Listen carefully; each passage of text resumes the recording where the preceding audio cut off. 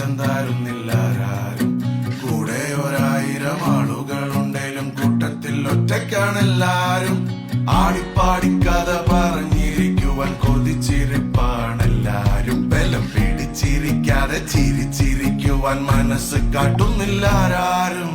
പണ്ടൊക്കെ നമ്മള് കാണുമ്പോ കൂടുമ്പോ എന്തോരം കഥകളാ, സങ്കട കഥകൾ എന്തോരം കേട്ടാലും നെഗായി തോന്നിയിട്ടില്ല.